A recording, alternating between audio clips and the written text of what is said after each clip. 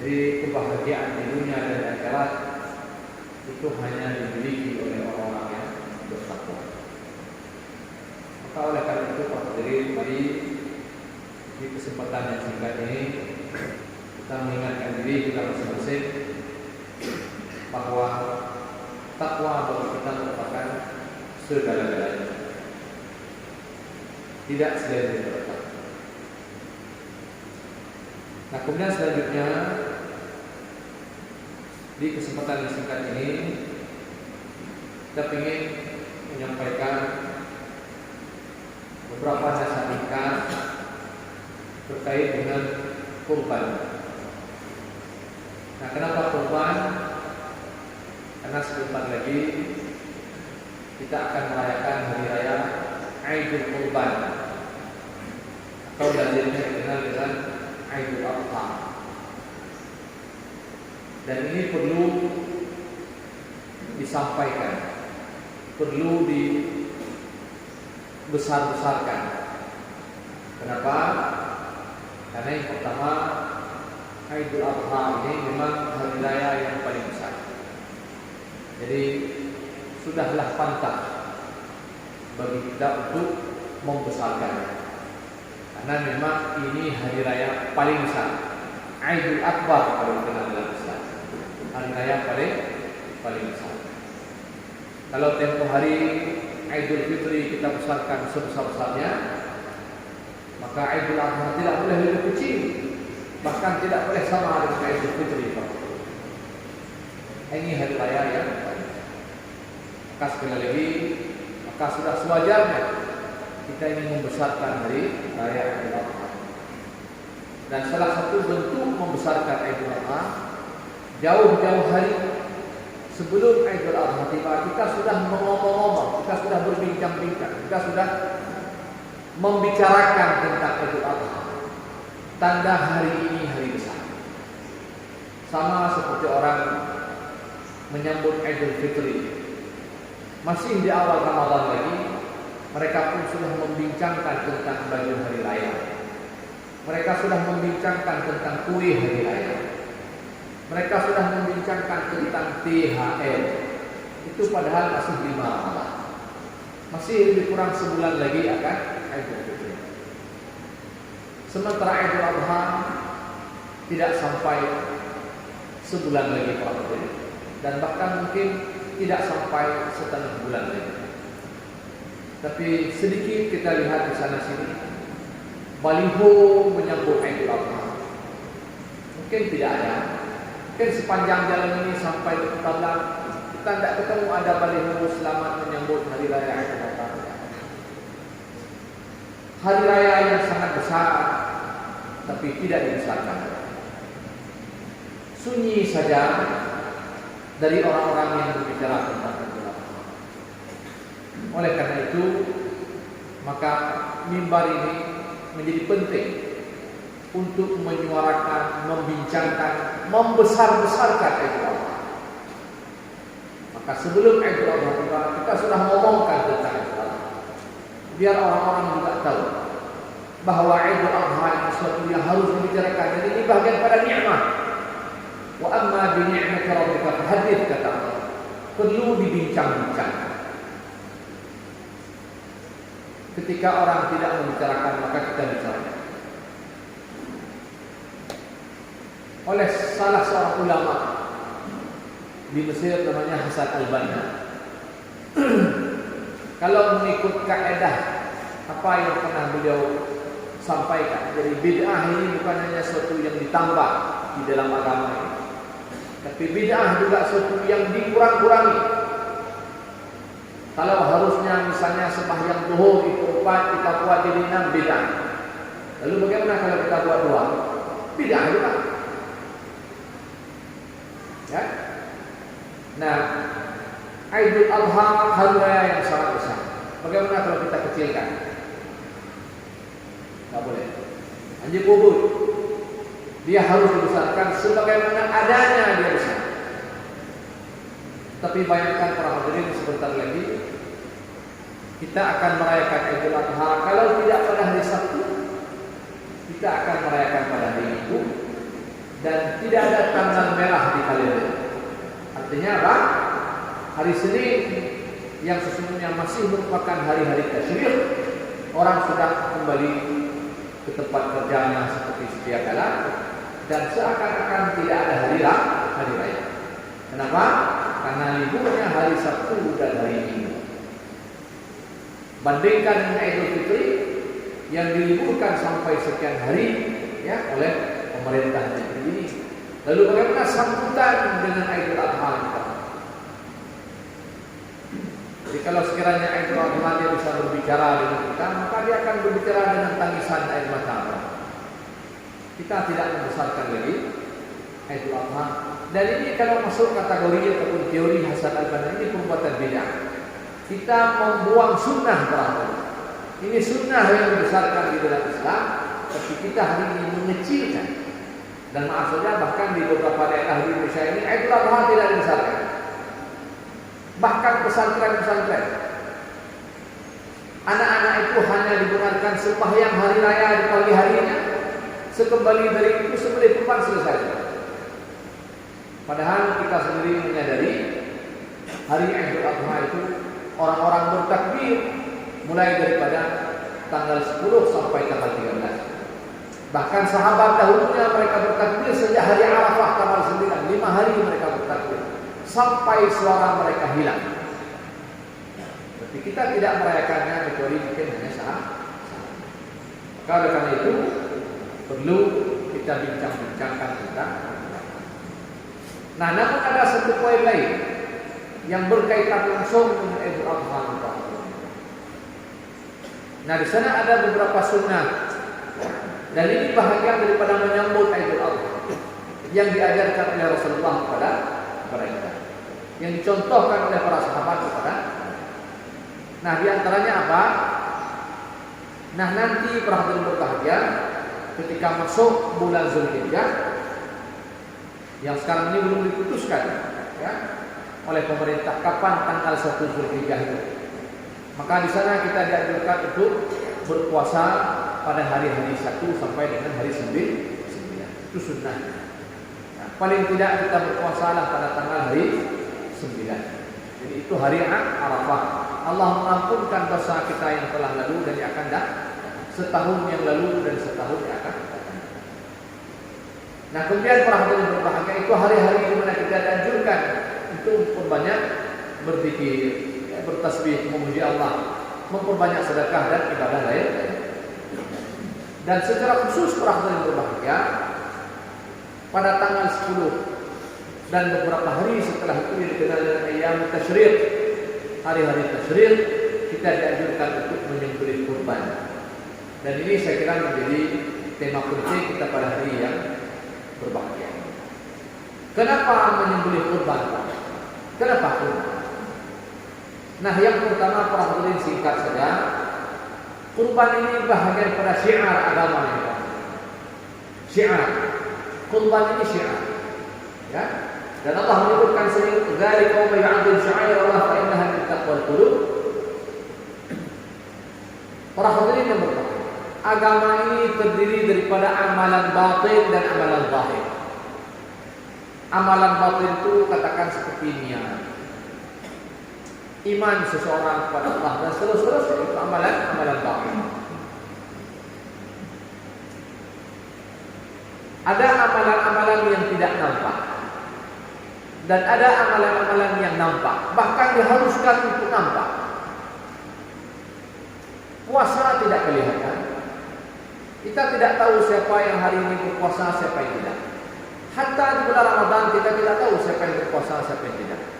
Amalan yang sangat tersembunyi. Tetapi dari sekian banyak amalan di dalam Islam, hampir seluruhnya amalan Islam itu nampak. Bahkan dinampakkan dalam wujud seperti hari ini.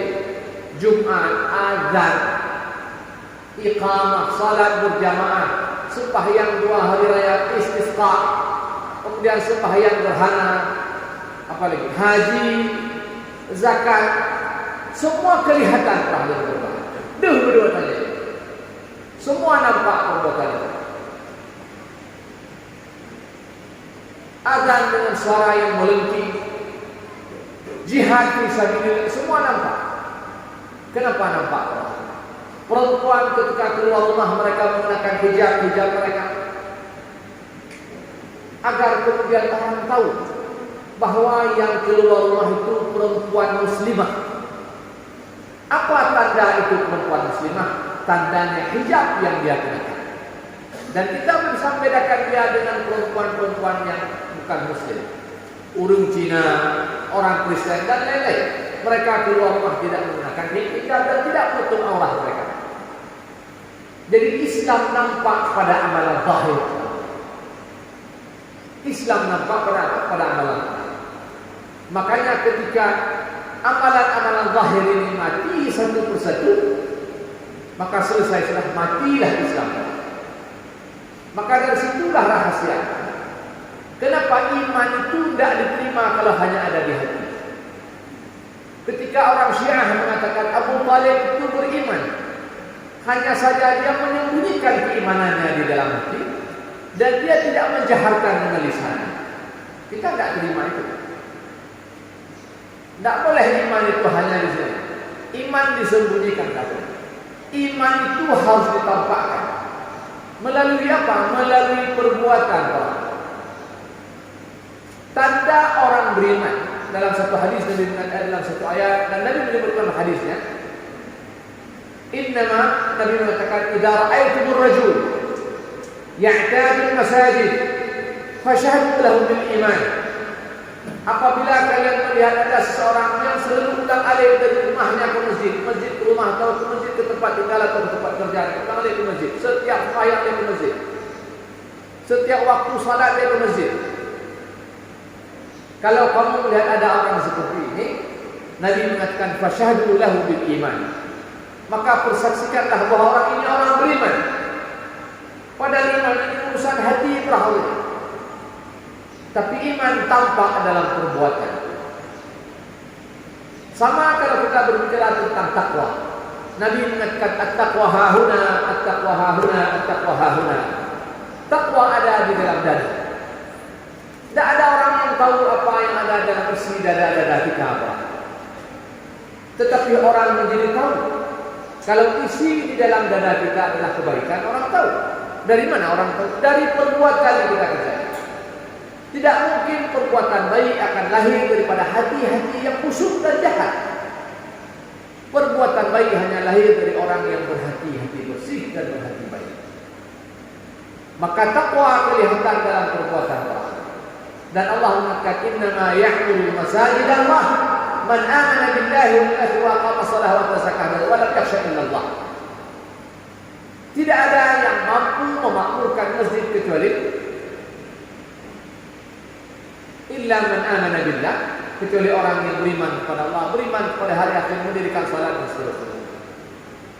Jadi iman itu kelihatan pada perbuatan. Maka perbuatan yang nampak ini menjadi begitu penting di dalam Islam.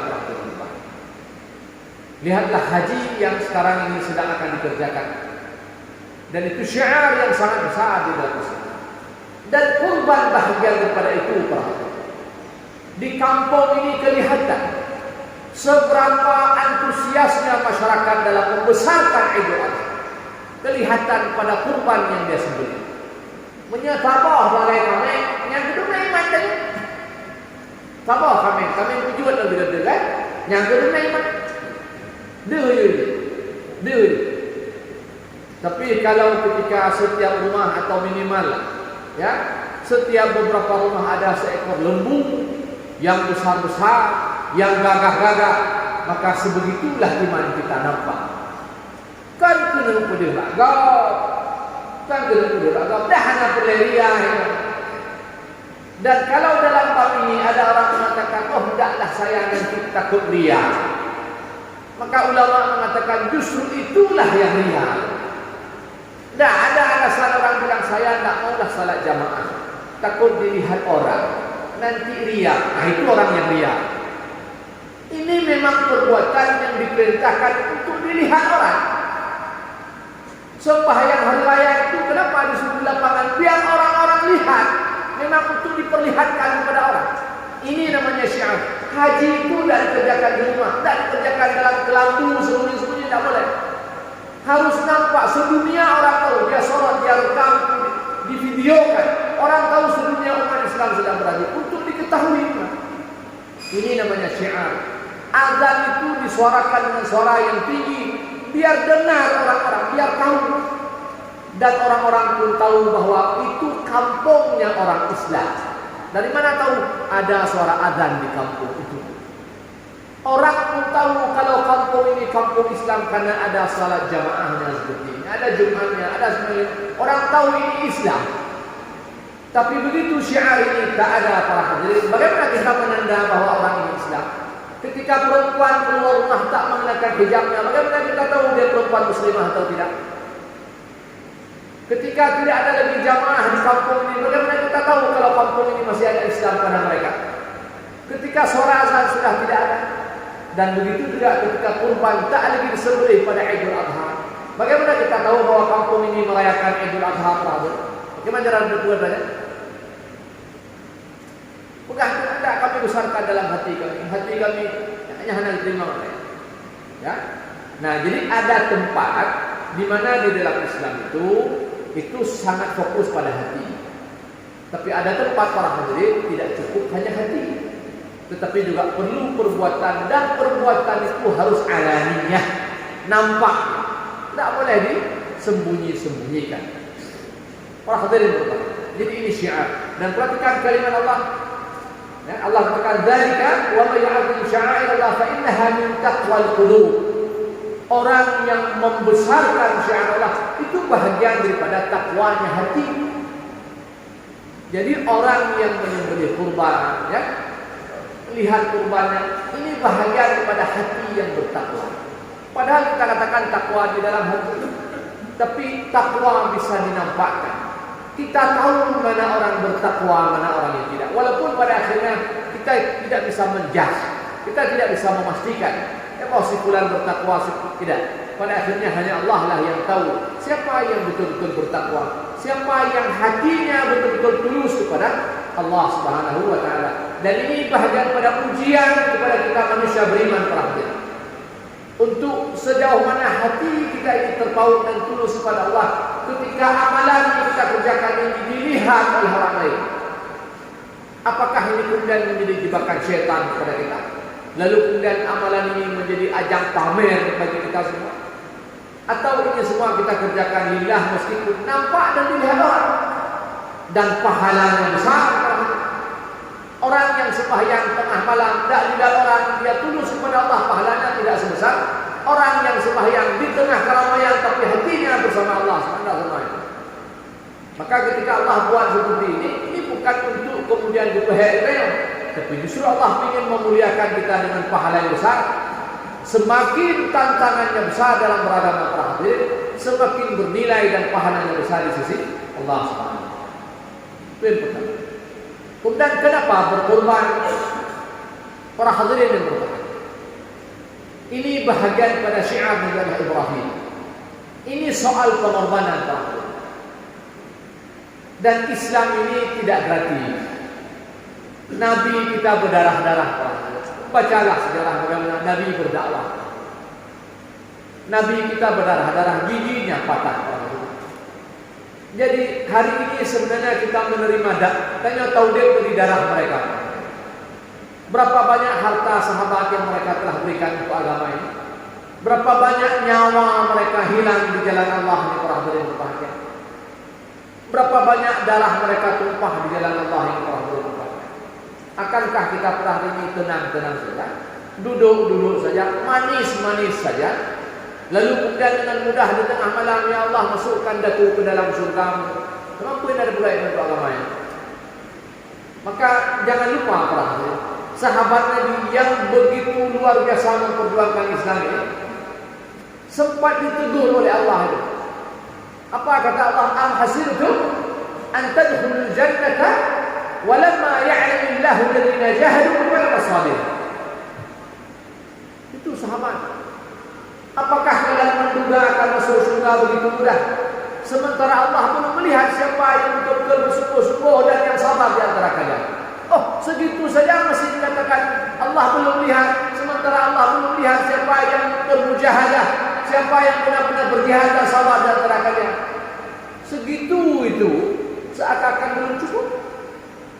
Dan sana ada satu ayat Allah katakan, "Am hasibtum an tadkhulul jannata wa lamma ya'tikum mathalul ladzina dakhalu min qablikum massatuhum al-ba'sa wad-dharra wa zulzilu hatta yaqula ar-rasul wal ladzina amanu ma'ahu mata nasrullah." Sampai dunia terguncang perang.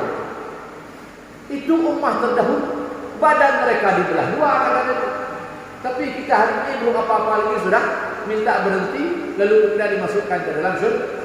Sembahyang kita tak beres, puasa kita tak beres, sedekah kita sedikit. Tapi begitu pedenya kita minta surga. Hana masalah, surga ini milik Allah. Siapa saja berhak masuk ke dalamnya. Tapi perlu juga melihat diri, perlu juga bermuhasabah, berbahagia. Jadi keinginan kita besar, tapi lihat apa yang kita lakukan sesuai tidak dengan keinginan itu kira-kira apa. Jadi apa daya, jadi ingin hati memeluk gunung kata orang, tapi apa daya tangan tak sampai. Pingin kita mendapatkan firdaus, dan Nabi mengatakan begitu. Idza sa'altumullah fas'alul firdaus. Apabila kamu meminta surga kepada Allah, maka mintalah firdaus. Jangan tahu fa inna a'la jannah wa awsatuha. Itu surga yang paling tinggi dan yang paling bagus. Minta firdaus. Yang paling bagus. Tapi bagaimana kita berani meminta surga paling bagus sementara amalan kita sangat jelek? Maka hadis-hadis yang seperti itu sesungguhnya para hadirin, itu hadis-hadis yang memotivasi kita, hadis-hadis yang menegur kita sebenarnya. Kalau kita berani meminta yang paling tinggi, maka hendaknya amalan kita juga kita usahakan tinggi.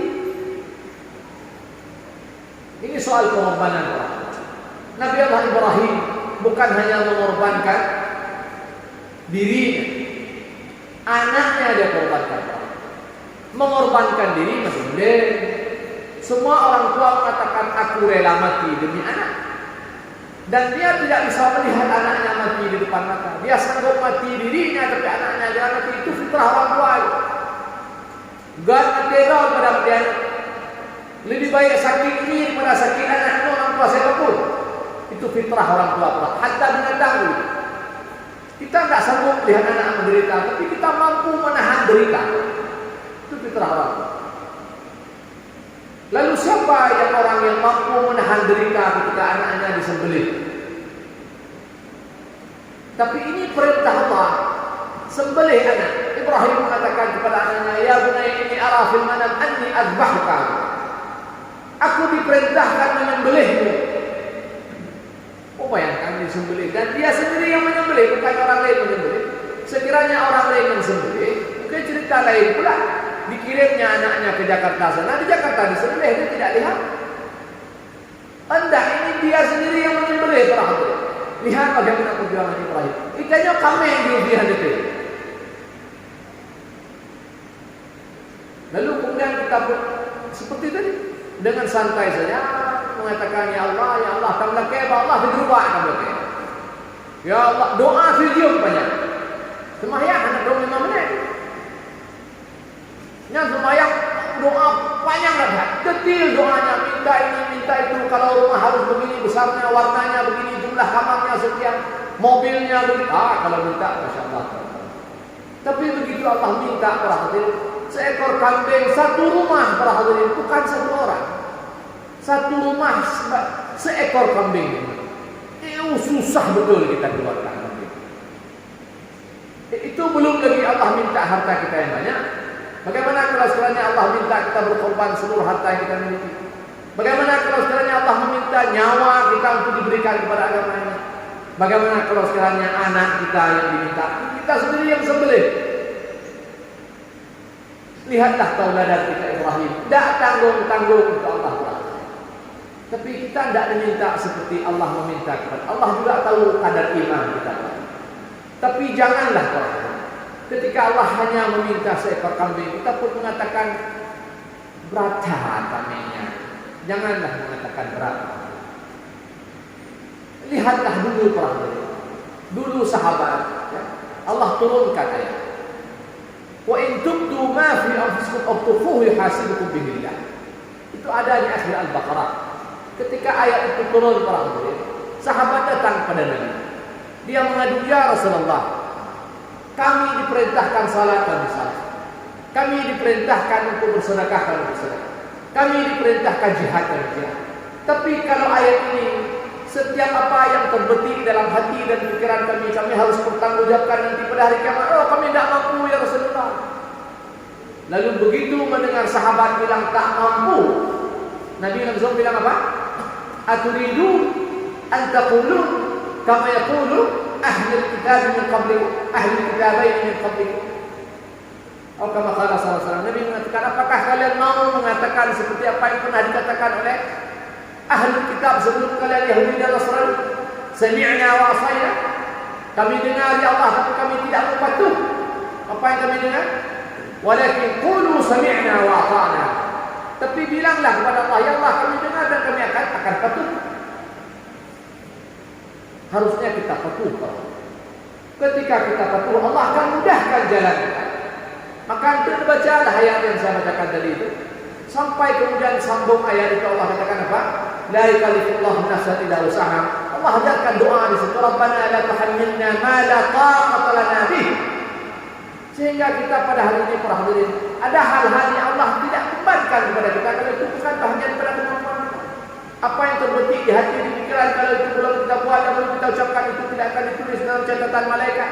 Rahmah daripada mereka dulu yang mengatakan sami'na wa ata'na. Jadi kena pegang tu.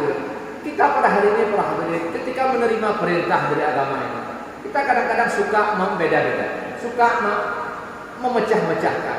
Ini sunat, ini wajib dan seterusnya. Saya kira ini bukan cara yang bijak. Ini soal bukti pengorbanan kita kepada agama ini. Jadi jangan melihat perintah itu dari sisi fikihnya. Selama itu mampu kita kerjakan, kita kerjakan. Ketika tidak mampu kita kerjakan, yang wajib pun tidak perlu kita kerjakan. Hari ini haji wajib, tapi begitu kita setelah uang haji, langsung dikatakan bapak hajinya setelah 40 tahun yang akan datang. Waktu itu kepada benar-benarnya orang yang hamil, gugur kewajiban kenapa? Karena tak tersedia jalan buat kita. Karena masalah ini, zakat wajib tak mampu, karena masalah ini. Puasa wajib tidak mampu, puasa hanya payah puasa. Tak perlu puasa karena tidak mampu. La yukallifullahu nafsan illa wus'aha. Kalau tidak mampu, yang wajib pun boleh tak buat. Tapi kita khawatir para hadirin, kita mampu tapi kita tidak buat. Dan dalam satu hadisnya Nabi mengatakan, "Man kana lahu sa'ah." Siapa yang punya kemampuan wala mutahi, tapi dia tidak menyembelih, fala yaqrabanna musallana, maka jangan dekat-dekat musalla kami. Ini salah satu hadis dan dalil yang dijadikan sebagai argumen orang-orang Hanafi untuk mewajibkan kurban, walaupun kita melakukan kurban tidak wajib. Lalu bukan. Tapi betul karena tidak wajib kita tidak buat, tidak. Kita buat kenapa? Karena Allah perintahkan kita buat. Jangan karena tidak wajib kita tidak buat. Jangan hanya karena wajib kita buat. Ke masjid karena wajib, lalu ramai hari ini hari ke masjid. Sementara nanti asar tidak wajib, lalu tidak ada orang ke masjid. Ini bukan ciri Muslim yang baik. Ini bukan ciri daripada orang yang beriman yang baik. Ini bukan ciri daripada orang yang bertakwa. Kita tidak memilah-milah apa yang Allah perintahkan. Kalau sekiranya ini mampu kita kerjakan. Lalu adakah orang yang tidak mampu menyembelih kurban? Ada, bukan tidak ada. Orang yang kalah yang sangat miskin itu tidak mampu. Kalau orang yang masih isap rokok itu masih mampu. Maka jangan coba-coba bohongi dan menipu Allah. Allah itu perlu pendupeng dan pihak. Kita sebenarnya buat penitia kurban je, sebenarnya anak peng itu putus. Nyambak amal itu kan. Tapi Allah dapat mungkin. Kita tidak bisa lari daripada ilmu Allah terhadap kita. Membayangkan orang isap rokok. Kalau sehari saja dihabiskan 10.000 per hari, maka setahun dia menghabiskan 3.600.000 itu. Untuk sebungkus rokok itu. Nyetiu orang rokok ke pabrik 10.000. Saya tidak tahu sebungkus rokok. Tapi paling tidak kalau dia menghabiskan 10.000 saja sehari. Dan rokok ini benda yang oleh banyak ulama mengatakan hukumnya haram. Yang mana itu kan? Kalau ada orang mengatakan makruh, maaf saja itu karena dia merokok, maka dia bilang makruh. Ulama banyak mengatakan hukumnya haram dari berbagai macam sudut pandang. Sudut agamanya, sudut ekonominya, dalam banyak sudut. Kesehatan, keuangan. Semua ini rokok ini penyakit, sumber penyakit. Cuma orang terlanjur merokok saja. Lalu kemudian cari-cari dalil lah. Akhirnya kaki bukan makruh, terserah bukan makruh itu. Makruhnya bukan. Makruhnya perbuatan dibenci. Nah ini lagi-lagi karena kita tadi suka memilah-milah. Oh ini karena di makruh, kenapa bukan itu? Sunat, ketinggalan itu. Tidak begitu para hadirin. Kita yang makruh kita kerjakan, yang sunat kita tinggalkan. Padahal makruh sama-sama dilarang, yang sunat sama-sama diperintahkan. Dan berapa itu rokok dihabiskan? Sehari minimal 10.000. Kalau 10.000 sebulan 300.000. Kalau sebulan 300.000, setahun itu 3.600.000. Sementara seekor kambing punya di kampung seperti ini 2,5 juta sudah dapat. Lalu apa alasan orang yang mampu isap rokok tidak mampu berkurban? Kalau untuk beli yang makruh kita mampu, kenapa yang sunat kita tidak mampu? Lalu kita mengatakan saya tidak mampu. Nah ini saya kira para hadirin, ini alasan ini akan kita, walaupun hanya di hukum dalam pengertian bagi yang mengatakan ini sunat, tapi kita berbicara tentang ideal Islam itu seperti apa. Nyodoh Islam yang baik itu seperti apa. Nah Islam yang baik kita melakukan kalau sekiranya kita mampu tanpa fokus tok melihat ada hukum. Kemudian mungkin yang terakhir para hadirin, ini kita, kenapa kita berkorban? Ini bahagian pada berbagi di dalam Islam. Ya? Dan juga ajarkan. Jadi agama ini bukan hanya di sini, tapi ada sisi-sisi sosial dalam agama ini.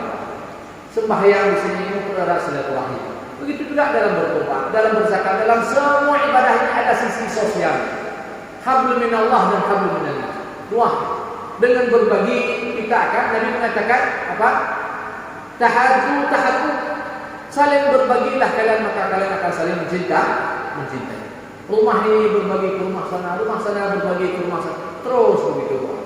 Dan itu salah satu media ya, ataupun cara kita mempererat hubungan antara sesama.